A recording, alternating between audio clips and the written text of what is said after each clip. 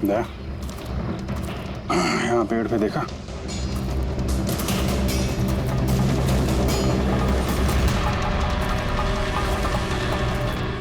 छोटा सा कैमरा। मतलब हम लोग सही जगह पे आ गए हैं। यही वो जगह है जहाँ पे वो फिल्म बनाई जा रही है। कैमरा ऊपर भी है, उस तरफ बैंड है।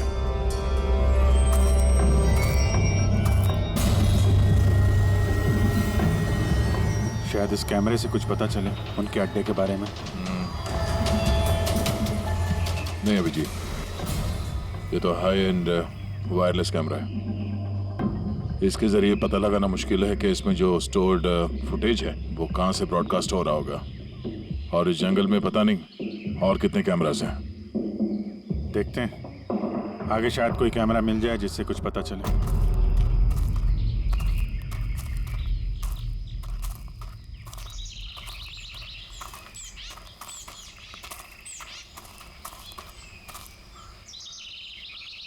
सर, सही निशान देखिए। मुझे लगता है हमसे पहले यहाँ कोई आया है। हम लोग सही डायरेक्शन में जा रहे हैं।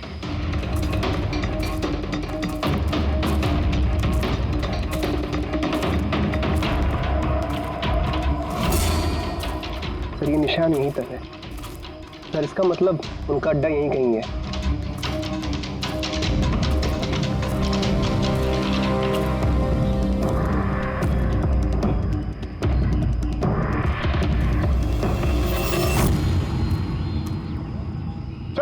चल जल्दी आइए। एक मिनट चल, एक सेकंड घबरा मत। हम लोग सीआईडी से हैं। उठो उठो उठो। सर आप लोग सीआईडी से, मुझे बचा लीजिए सर।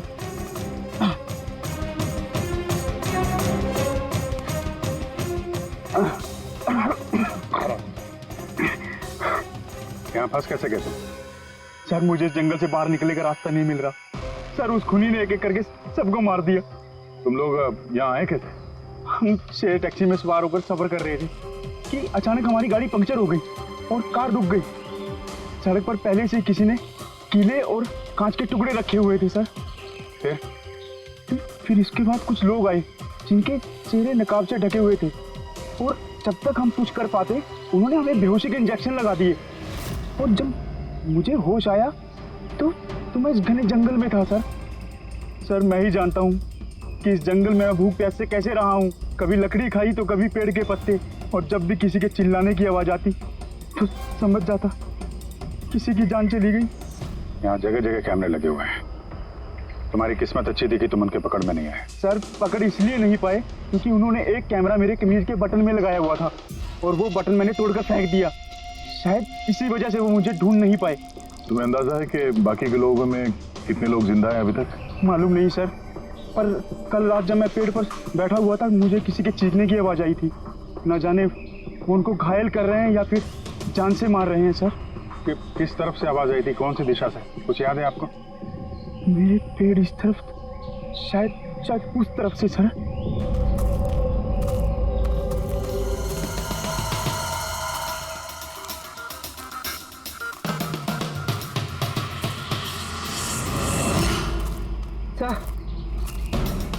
खून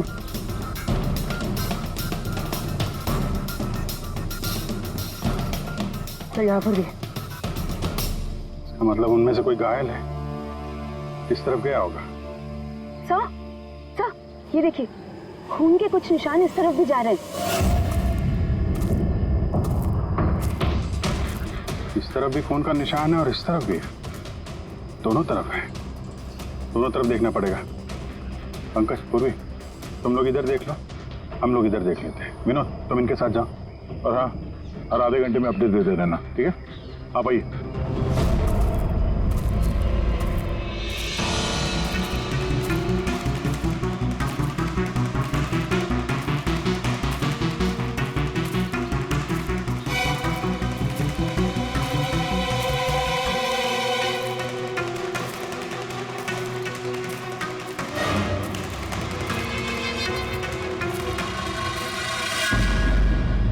एक मिनट। वो क्या है?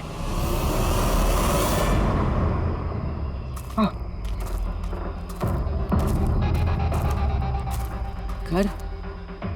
शायद घायल विक्टिम ने यहीं पर पनाह ली हो। जंगल के बीच में घर, मगर नक्शे के हिसाब से तो यहाँ कोई घर नहीं था।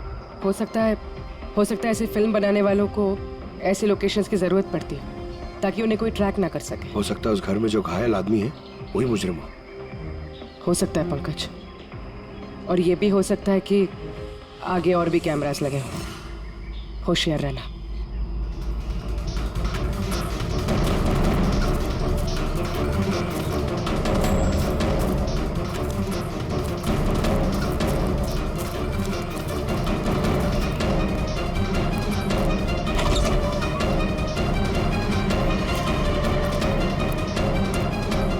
पंकज, टॉर्च।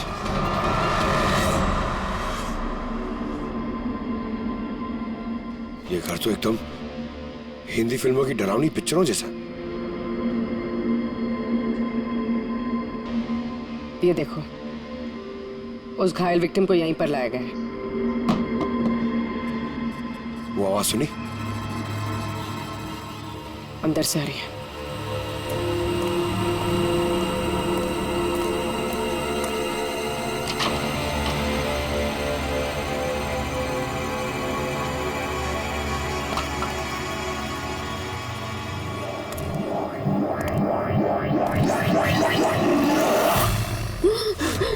नहीं, छोड़ दो मुझे जाने दो। बाहर आओ। मेरे पास मत आना, मैंने कुछ नहीं किया।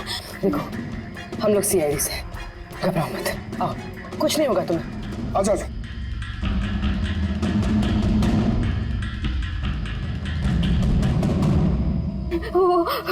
वो यहीं पे,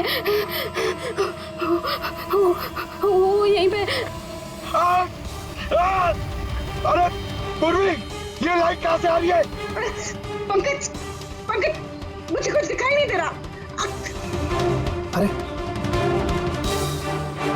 पंकज सर, पूर्वी मैम, पंकज सर।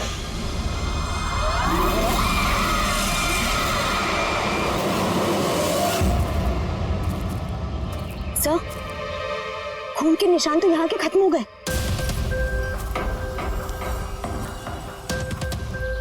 ऐसे कैसे हो सकता है? घायल आदमी अगर यहाँ पर आएगा, यहाँ से अचानक कैसे गायब हो जाएगा? शायद वो मुजरिमों के हाथ लग गया यहाँ इस पॉइंट पे पहुंचने के बाद। हो सकता है। पता नहीं मोहित के अलावा और कोई है जिंदा कि नहीं। 1 घंटा हो गया, तो पूर्वी और पंकज का कोई फोन कॉल नहीं है।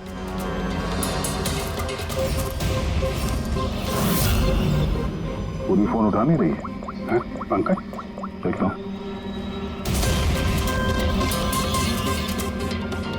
पंकज भी फोन नहीं उठा रहा है। अरे यार, किसी मुसीबत में नहीं है दोनों? चलो चल के देखते हैं। चलो। यहाँ पे खून इस तरफ गए थे।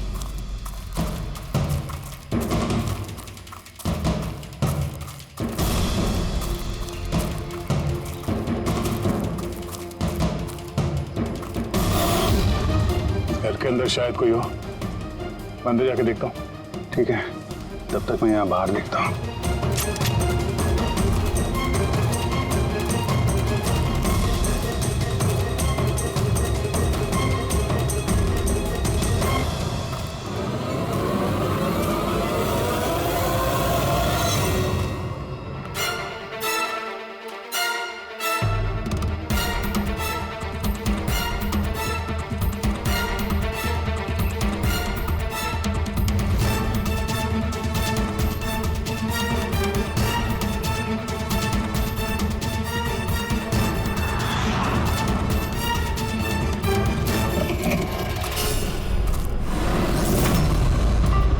पंकज कब आए?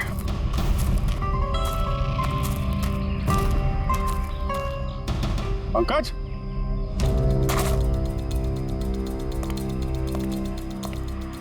पंकज,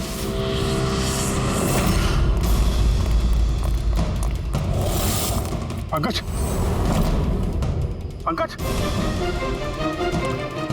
पंकज कैसे हो? उठो उठो सर, उठो। क्या हुआ? हाँ? सर वहां पे वो घर में गए थे सर, वहां पे एक लड़की थी सर। हाँ सर बात ही कर रहे थे सर, पता नहीं एकदम से इतनी रोशनी आई सर कि कुछ दिखने नहीं, कुछ समझ में नहीं आ रहा था। वो घर से जैसे जैसे मैं निकला बाहर, शायद यहाँ गिर गया सर, पता नहीं, कुछ समझ में नहीं आ रहा सर, एकदम चक्कर आ रहा है। और पूर्वी, विनोद, वो कहाँ है? सर वो लोग पता नहीं सर, अंदर थे, बाहर निकले पता नहीं सर। ओह नो, क्या हुआ क्या तुम्हें? ये ठीक है। पूर्वी और विनोद भी नहीं, उस घर के अंदर तो कोई भी नहीं। ओह गॉड, उन्हें कहीं कुछ हो ना गया हो।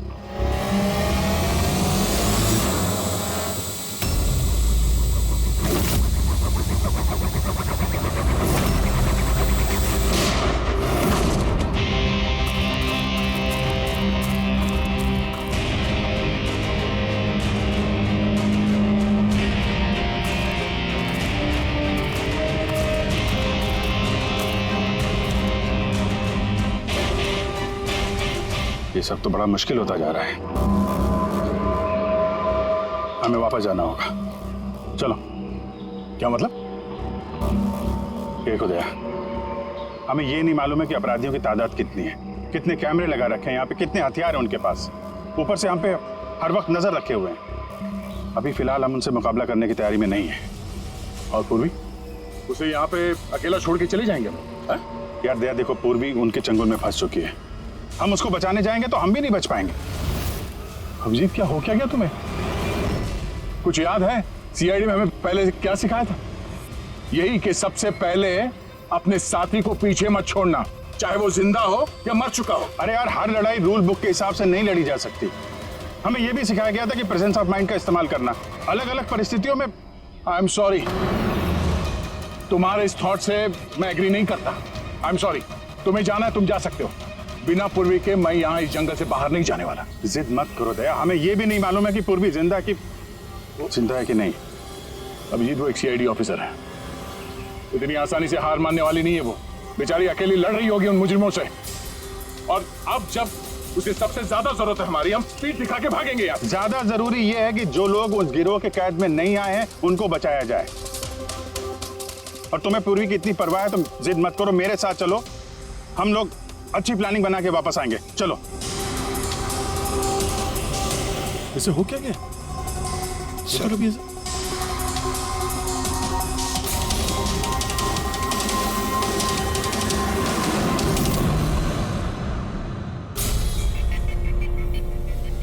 सीआईडी के इतिहास में ऐसा पहली बार हुआ होगा कि सीआईडी किसी से डरकर दुम दबाकर भाग गई। हाँ सर, पहुंच गए आप? हाँ बस उसी जंक्शन पे रहिए, हम लोग आते हैं वहां पे। अरे सालुके सर, आप यहाँ? मैं यहाँ। अरे अरे तुम्हें क्या लगा हम लोग पूर्वी को ऐसे ही छोड़ देंगे जंगल में मरने के लिए? हैं? तो आपका और दया सर का झगड़ा झूठा था। जब अभिजीत ने वहां पे कैमरा देखा तो उसने मुझे इशारा किया। पता नहीं और कितने ड्रोन लगा रखे होंगे हम पे नजर रखने के लिए। जो आदमी उस कैमरे के जरिए हम पर नजर रखे हुए था, उसकी आंखों में धूल झोंकना जरूरी था, इसलिए। अब वो लोग ये सोच के बैठे होंगे कि हम लोग जंगल से निकल गए, थोड़े रिलैक्स भी हो जाएंगे। यही मौका है हम पे हमला करने का। अभिजीत, ये लो, ये तुमने मंगाया था। ये क्या डिवाइस है सर? ये जैमर है पंकज। आसपास इस एरिया में जितने भी कैमरे होंगे सब जैम हो जाएंगे। अब वो हम पे नजर भी नहीं रख पाएंगे। और ये ड्रोन पे जो कैमरा लगा है, इसकी रेंज 7 किलोमीटर सिर्फ। बैटरी तो खत्म होने वाली है। इसका मतलब अगर हम इसे नहीं पकड़ते तो ये वापस उनके अड्डे पे जाता बैटरी बदलने के लिए। जरा आईपैड निकालना, नक्शा निकालो उसमें।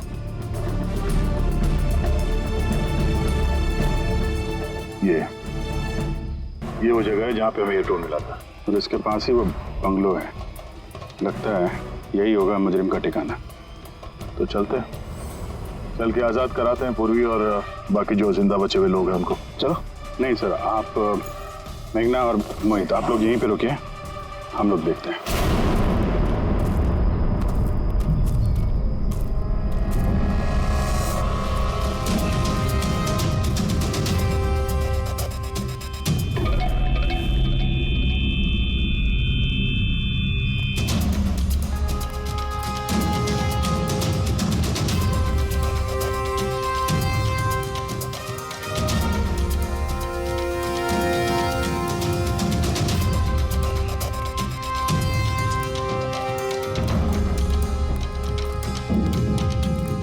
अरे यार, ये पूरा सिस्टम बंद कैसे हो गया? देख ना कुछ। जैसे आवाज आ रही है। बंद कैसे हो सकता है पूरा सिस्टम?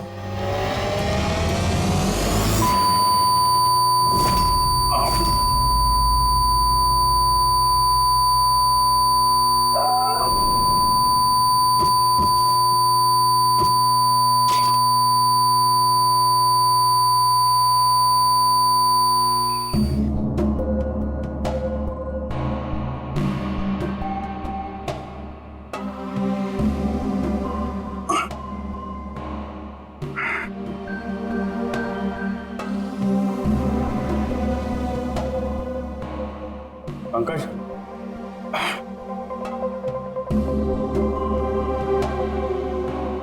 पंकज,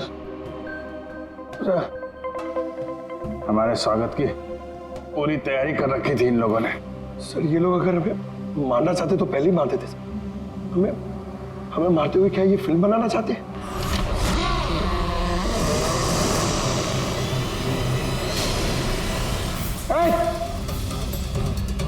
सच जाओ, सच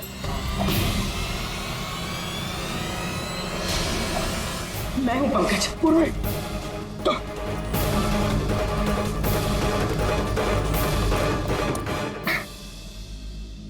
तुम ठीक हो? हाँ सर। वो लोग किधर हैं? सर इस तरफ।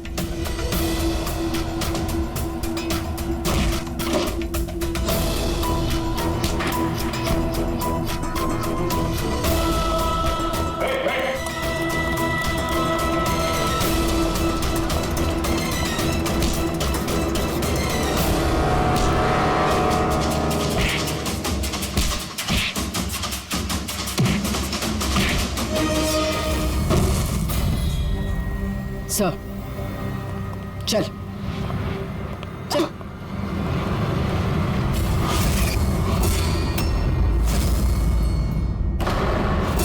मेघना, तुम? वाह, हमें तो लग रहा था कि हम मुजरिमों की आंखों में धूल झोंक रहे हैं। अब किसे पता था कि हम मुजरिम को अपने साथ ही लेके घूम रहे हैं।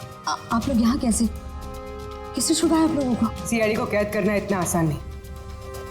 मौका देखते ही मैंने वो खिड़की तोड़ी और वहां से बाहर निकल गई।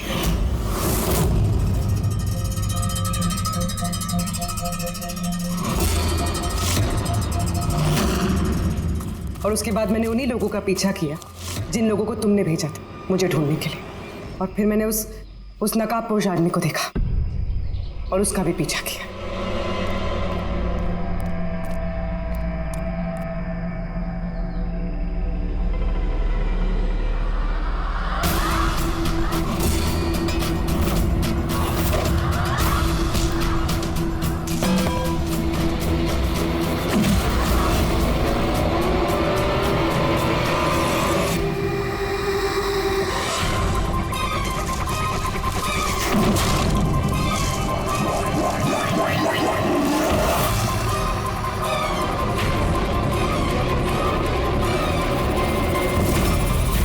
कुछ देर बाद जब मुझे होश आया तो मैंने देखा कि मगर इससे पहले कि मैं बाकी ऑफिसर्स तक पहुंच पाती, तुम्हारी उस सोनिक बूम वाली आवाज ने इन्हें बेहोश कर दिया था। वो तो मेरी किस्मत अच्छी थी कि मैं दूर थी और उस आवाज का मुझ पर कोई असर नहीं हुआ। और फिर मैंने सोचा कि क्यों ना उस नकाब को ही मैं अपना हथियार बना लूं। जिस बेरहमी से तुमने लोगों की जान ली है, तुम तो औरत कहलाने के लायक भी नहीं हो। अब ये बताओ, तुमने ये सब किस लिए किया? ये सब मैंने पैसों के लिए किया है सर। जितने पैसे मुझे इस काम के लिए मिल रहे थे ना, उतना तो मुझे अपनी जॉब में 5 साल में भी नहीं मिलता। और वैसे भी क्या फर्क पड़ता है, रोज इतने लोग मरते हैं, अगर 2-4 और मर गए तो क्या हुआ? तुम्हें शायद मालूम नहीं है कि तुम कितनी बीमार हो। बाकी लोग कहाँ हैं जो तुम्हारे साथ में थे? मैंने किसी को कोई नुकसान नहीं पहुंचाया सर, इतनी भी बुरी नहीं हूं मैं। और वैसे भी मैंने कोई भी खून अपने हाथों से नहीं करा है। मुझे तो एक औरत ने करोड़पति बनने का ऑफर दिया था जो मैंने एक्सेप्ट कर लिया। कौन औरत? बहुत बहुत अजीब सा नाम था उसका।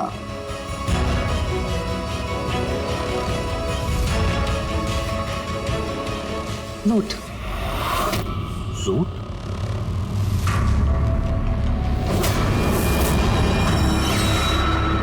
तो रूट है इस सब के पीछे मास्टरमाइंड। अब उसने ऐसा क्यों किया उसका जवाब तो अब वही देगी।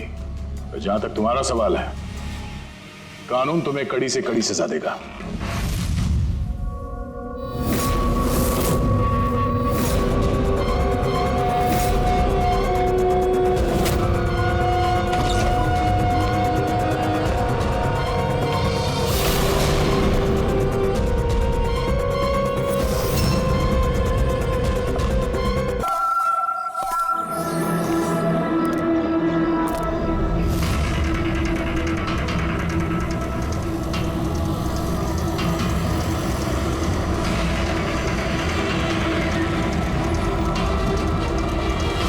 ए भाई, गाड़ी आगे ले।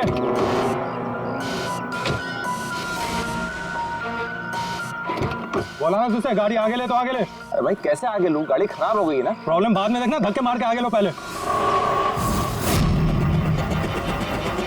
बोले आप लोग भी मदद कीजिए। हम क्या मदद करो? तुम जल्दी। इस आदमी को मैं पहचानता हूँ सर। इसका मतलब हमारी इन्फॉर्मेशन एकदम सही है। यानी कि वो रूट नाम का कंप्यूटर हैकर इसी जगह पे होगा। और वो रूट जरूर कोई खतरनाक प्लानिंग कर रहा है सर। चाहे कुछ भी हो जाए, उसे जिंदा पकड़ना है, ये जानने के लिए कि उसका मिशन क्या है। और इस मिशन में तुम दोनों साइबर कॉप की आगे भी जरूरत लगेगी। तुम यस सर। यहाँ बाहर गेट पे खड़े रहना। ओके बाहर सर। नजर रखना। चलो।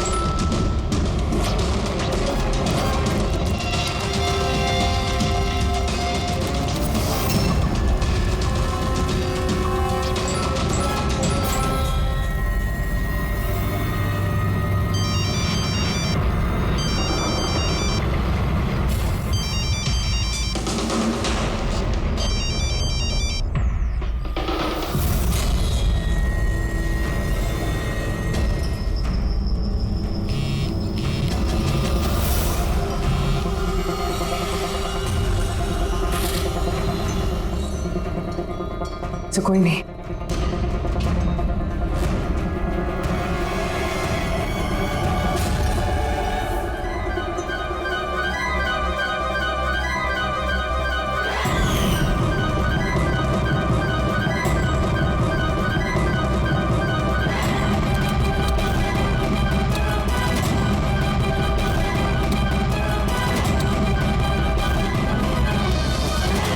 आप रेडी?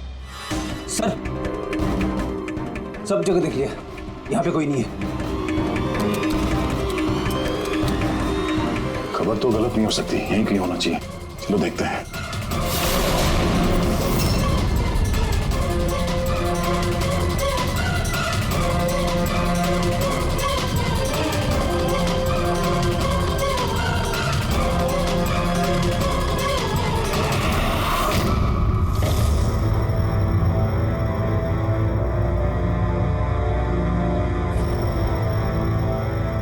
तो कोई नहीं है।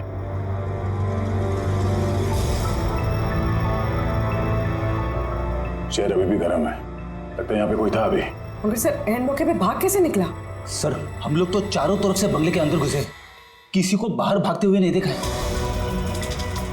सर हाँ सर ये मॉनिटर देखिए। सर ये तो घर के आसपास की फुटेज चल रही। कहीं वो हमें देख के भाग तो नहीं गया? हो सकता है, वो ज्यादा दूर नहीं गया होगा।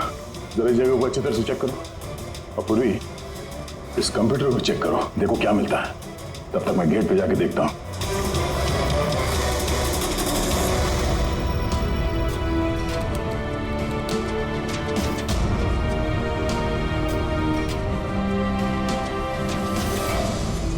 Mahesh, Mahesh, yes sir. ये रूट अंदर नहीं है, लगता भाग गया। तुम यहीं पे खड़े थे? सर मैं यहीं पे खड़ा था, मैंने किसी को नहीं भागते हुए देखा। यहाँ से कोई नहीं गया बाहर? नहीं सर। मेन गेट से तो कोई बाहर गया नहीं।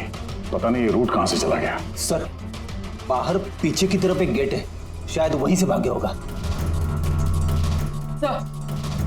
सर वो कंप्यूटर पासवर्ड प्रोटेक्टेड है, ब्यूरो ले जाना पड़ेगा। सर ये रूट जरूर अपने उसी खतरनाक मिशन को पूरा करने में लगा होगा। ये रूट को किसी भी हाल में जल्द से जल्द ढूंढना होगा। एक मिनट, पूरे घर में कहीं भी ये कारपेट नहीं है, और यहाँ पे कारपेट रखा हुआ है, उसके ऊपर ये स्टूल। जरा हटाओ इसे। सर यहाँ पे खुफिया दरवाजा। बड़ी, तुम यही रहो इनके साथ, हम लोग अंदर देखते हैं।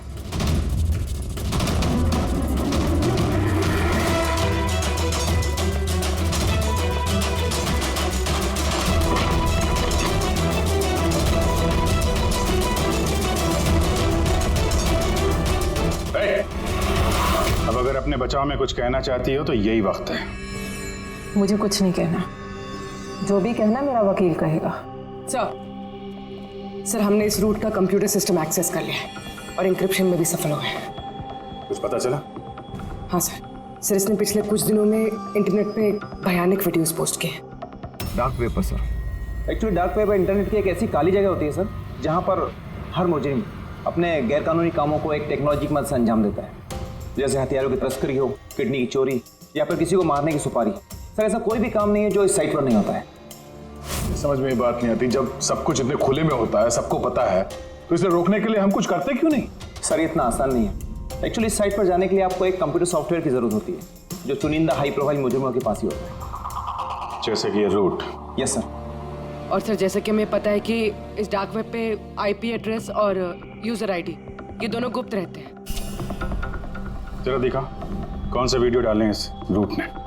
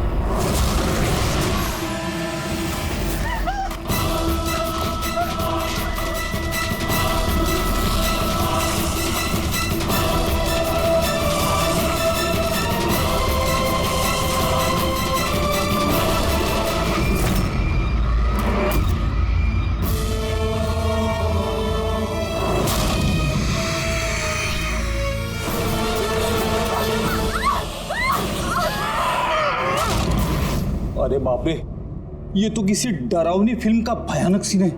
ये सीन क्यों डाला डार्क वेब में?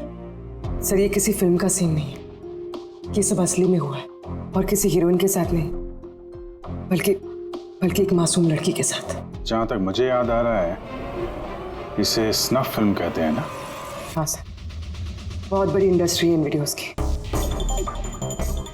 कौन है ये लड़की? मुझे नहीं पता। तुम जिम्मेदार हो इसकी मौत की? नहीं सर, मैं किसी की मौत की जिम्मेदार नहीं हूँ। मुझे तो बस पैसे दिए गए थे ये वीडियो डार्क वेब पे डालने के लिए, और मैंने बस डाल दिया।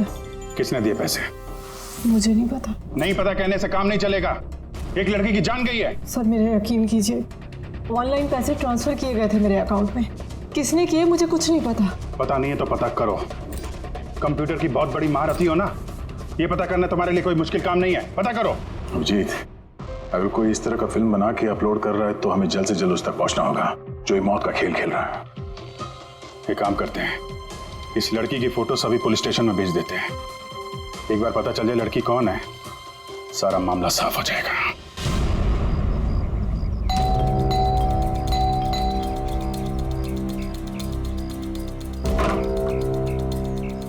जी कहिए, किससे मिलना है? ये रिया का घर है ना? हाँ, मैं उसका पापा। आइए। वो हम लोग सीआईडी से हैं। आपके लिए एक बुरी खबर है। आपकी बेटी रिया अब इस दुनिया में नहीं रही। पता है, मगर आप उसके मौत के 10 दिन बाद क्यों आए हैं ये सब बताने? आपको पता है कि आपकी बेटी रिया की मौत हो गई है? आप उस कार एक्सीडेंट की इन्वेस्टिगेशन के लिए आए हैं ना, तो आपको ये तो मालूम पड़ा होगा कि रिया का तो फ्यूनरल भी हो गया है। एक मिनट, आप किस कार एक्सीडेंट की बात कर रहे हैं? वही जिसमें हमारी रिया चल बसी है। शेयर टैक्सी में वो पुणे जा रही थी। नहीं, रिया की मौत कार एक्सीडेंट में नहीं हुआ है। ये क्या कह रहे हैं आप?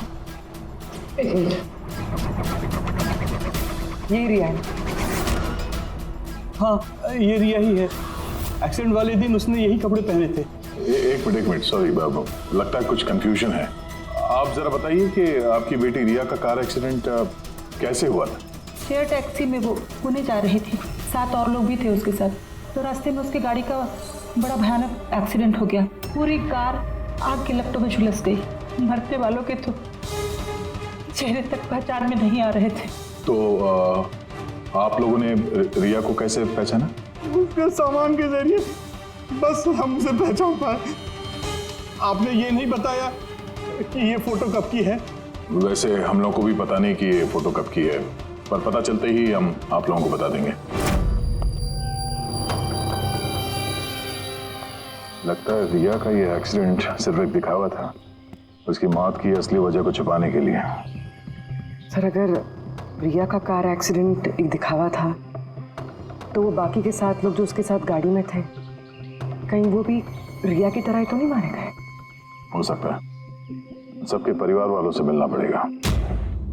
किस्मत अच्छी थी हमारी कि जो 7 लोग एक्सीडेंट में मारे गए थे उनमें से एक का अंतिम संस्कार नहीं हुआ था। देखते हैं डॉक्टर सालोंके इस लाश से क्या सुराग निकाल पाते हैं। वैसे भी लाशें इतनी बुरी तरह से जल गई हैं कि चेहरा पहचान पाना मुश्किल है। भाई तुम लोगों का शक एकदम सही था, ये लाश टोनी की नहीं। लग ही रहा था सर हमें, लेकिन ये कौन है कुछ पता चला? यार ये तो पता नहीं लगा है कि ये लाश है किसकी, लेकिन ये पता चला है कि इस आदमी को कैसे मारा गया। मैंने इसके बॉडी का स्कैन किया तो पता लगा कि इसके पेट में चाकू का बहुत गहरा घाव। चाकू से? हाँ, चाकू का। और मुझे लगता है उस चाकू के वार की वजह से ही इसकी मौत हुई। मतलब चाकू से मारा किसी और को और उसे टोनी बता के एक्सीडेंट का हिस्सा बना दिया। ये गैंग आखिर करना क्या चाहता है? और इस आदमी की मौत 3 हफ्ते पहले हुई है। एक कार एक्सीडेंट हुआ 10 दिन पहले। वही तो, मतलब कार जब एक्सप्लोजन में जलाई गई उससे कहीं पहले इस आदमी की मौत हो चुकी। 3 हफ्ते से इसकी लाश संभाल के रखी थी ताकि इस भयानक खेल को अंजाम दिया जा सके। यार एक काम करते हैं, जहाँ पे एक्सीडेंट हुआ था वहीं पे चलते हैं, पता करते हैं एग्जैक्टली उस दिन हुआ क्या था। मैं तो मजे से कार चला रहा था सर, और रेडियो पे गाने सुन रहा था। तभी अचानक से मैं जोर का धमाका सुना मैं तुरंत अपने कार से निकला और मैंने देखा कि मेरी सामने एक कार आग की लपटों में जल रही थी। मुझे समझ में नहीं आ रहा था कि मैं क्या करूं। तो ये कितने बजे की बात है? सर मुझे लगता है कुछ शाम के 5 बजे होंगे। है? ये कैसे हो सकता है? सर एक सेकंड सर, ये टोल नाके की फुटेज देखिए सर। यहाँ पे तो गाड़ी 3:30 बजे क्रॉस हुई थी, फिर ये जगह वहां से 20 किलोमीटर दूर ही है सर। तो 20 किलोमीटर का सफर तय करने में 1.5 घंटे तो नहीं लगने चाहिए। रास्ते में कोई ढाबा होटल भी नहीं है, कोई चाय वाय के लिए रुक जाए जहाँ पे। एग्जैक्टली। तो उस हिसाब से गाड़ी को यहाँ पे 4 बजे पहुंच जाना चाहिए था, मगर यहाँ पे एक्सीडेंट हुआ 5 बजे। इसका मतलब है ये जुर्म इस 1 घंटे में ही हुआ है। तो गाड़ी को उस समय कहीं ले जाया गया और उन सबको उतार के उसमें 7 लाशें रख दी गई। और उसके बाद गाड़ी को यहाँ पे लाके ब्लास्ट करवा दिया। सब प्लान था। सर ऐसा लगता है इन सब लोगों को वहीं लेके गए हैं जहाँ पर रिया को लेके गए थे, वो स्नफ फिल्म बनाने के लिए। जगह जल्द से जल्द ढूंढनी होगी यार। पूर्वी ने SMS भेजा तो किसी पेड़ की फोटो है। हाँ पूर्वी। सर ये पेड़ जिसकी फोटो भेजी है मैंने, इसे मोरिंगा ओलिफेरिया कहते हैं सर। हाँ सर ठीक ऐसा ही पेड़ रिया वाले फुटेज में भी है। ये देखिए सर, उस फुटेज का स्क्रीनशॉट भेज रही हूँ मैं। सर ये पेड़ महाराष्ट्र के 2 जंगलों में पाए जाते हैं। ये तो एग्जैक्टली वैसे ही पेड़ है, महाराष्ट्र के 2 जंगलों में। कौन कौन से जंगलों में? सर एक जंगल है जो नासिक के पास है और दूसरा जंगल एक्सीडेंट वाली जगह से सिर्फ 1 घंटे की दूरी पे है, और इस जंगल का नाम है प्रीफिक्स फॉरेस्ट। जरूर ये मौत का खेल इस प्रीफिक्स जंगल में ही हुआ है। प्रीफिक्स फॉरेस्ट तो काफी बड़ा जंगल है यार, मीलों तक फैला हुआ है। फॉरेस्ट ऑफिसर की मदद लेनी होगी।